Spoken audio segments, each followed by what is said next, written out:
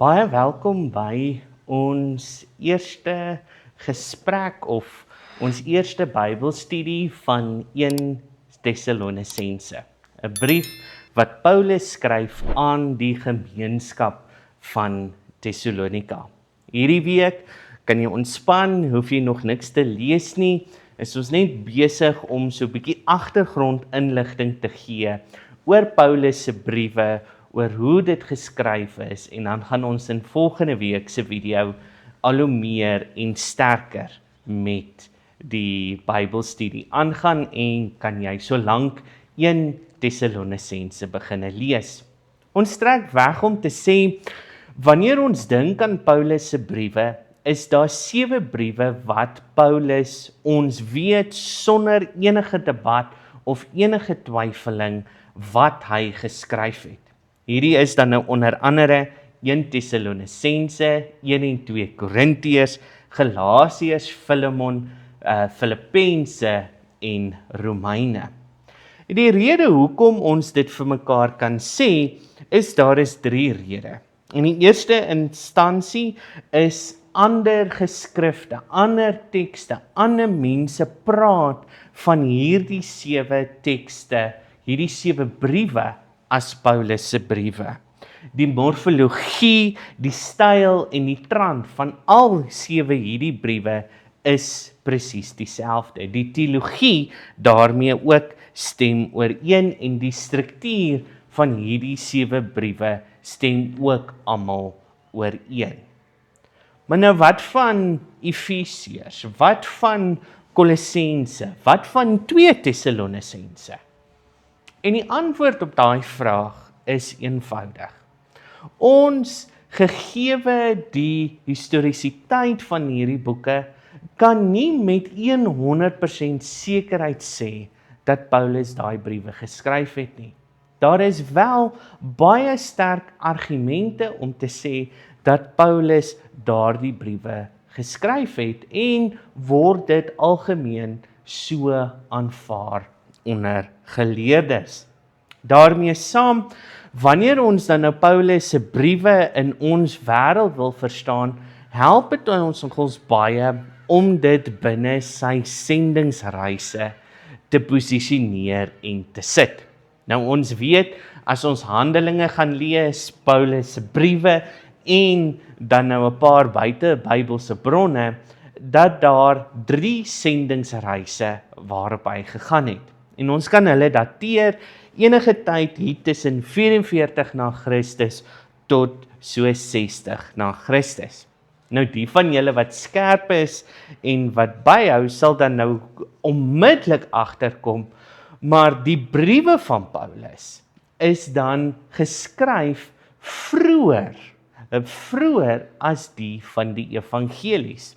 En ons sal op 'n latere stadium meer daaroor gesels, maar die antwoord op daai vraag is doeteenvoudig. Ons moet onthou dat Paulus se briewe korrespondensie was. Dit was sy gesprekke met gemeentes.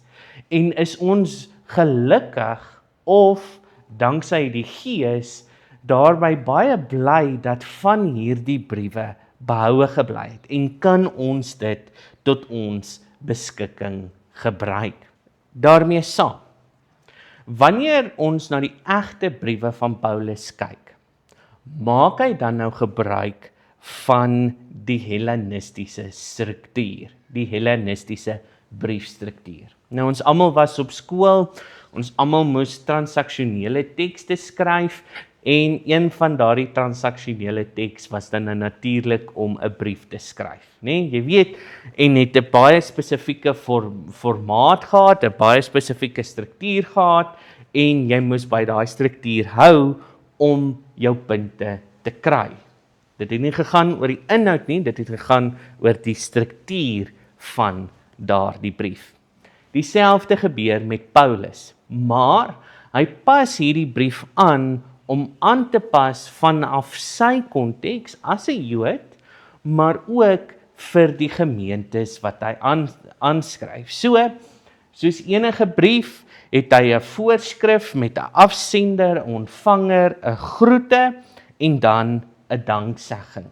In die Hellenistiese briewe het dit dan nou 'n oproep om te bid tot die gode aangeheg. Paulus het dit glad nie in sy briewe nie. Dan het hy die liggaam gehad van die brief, die rede verskrywe, hoekom daar aan die persoon geskryf is, en dan is die brief afgesluit met 'n epiloog en dan nou 'n groete van hulle deur die sender. Nee, 'n totsiens en dan nou 'n gedeelte waarin die persoon in hulle eie hand skryf met die datum daarby aangeheg. Paulus doen nou presies dieselfde. Hy is sy afsender, hy is sy ontvanger en dan 'n groete. Maar dit word dikwels hierdie groete gewees in die naam van die Vader, genade en vrede vir julle. Terloops, dit word dan nou in die tradisie van die kerk die manier hoe ons mekaar seën. Dan kry ons 'n oorgangsfase van die dankseggingsgedeelte, dan gaan Paulus oor na die liggaam van sy briewe toe. En die manier hoe hy sy briewe struktureer is in 2 gedeeltes. Gewoonlik 'n lerende teologiese gedeeltes, dis daai gedeeltes wat ons sukkel om te verstaan, en dan gaan hy oor na die praktiese gedeelte toe. Hierdie is wat hy ons leer, en dan die laaste gedeelte van die brief is altyd dan nou, hoe moet hulle dit toepas? Hoe moet hulle dit uitleef in hulle wêreld daar buite?